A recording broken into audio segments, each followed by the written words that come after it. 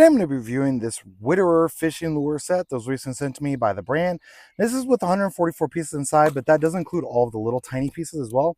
So each of these is going to count towards that, including your little bands, your weights, your hooks, all of those sorts of things. And this is going to come with essentially three what I would term larger lures, which I'm actually going to throw one of those here in a bit here in the water and test them out.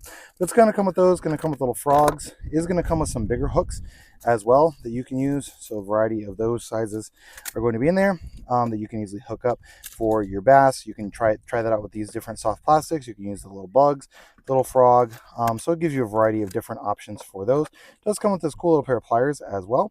So you can do that and use those pliers, to hold up the fish or to pull the hook out of the fish's mouth or whatever you might need with this little multi-tool pliers set. So let me go ahead and get one of these hooked up. I think I'm going to go ahead and try this little green guy here on my fishing pole. So let me go ahead and put it on. Now I just tied him directly onto the line. I'm not using any sort of swivel or anything like that. Obviously the downside to that is with your hooks that are hanging down, they can get kind of wrapped around the line itself, so there's something you'll want to be careful of in regards to that. Now let me go ahead and just cast it out, see how well it flies when going out towards the water. And it does have a good amount. You can kind of see where it landed over there. Now I believe this is going to be like a top water lure, so I'm just going to kind of reel it in. Yep, it's just going to kind of sit on top, and then you can, I don't know if you can see it here on the video, but it does have a nice motion as it's going across the top of the water. So I'm just going to kind of reel a little, just kind of jerk it as I reel it in. It's kind of going in sideways. So this might be one where the more you reel, it dives. It didn't have a bill on it. Yeah, it's just kind of staying there on top. So you can definitely be reel it in. So it's going to be more like a crankbait style. You can just kind of reel it in as it comes in, let it sit for a minute, reel it some more. It looks like it's laying on its side. So my guess is that I'm hooked funky on it.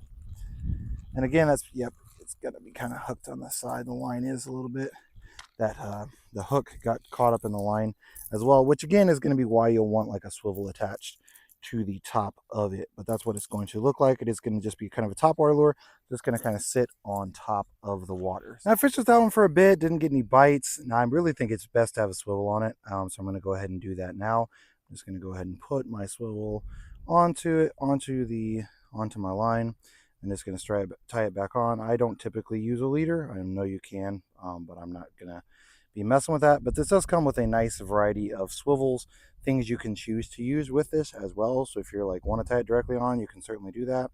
If you're someone who enjoys changing out your lures more often, throwing a swivel on is probably going to be best for it anyway.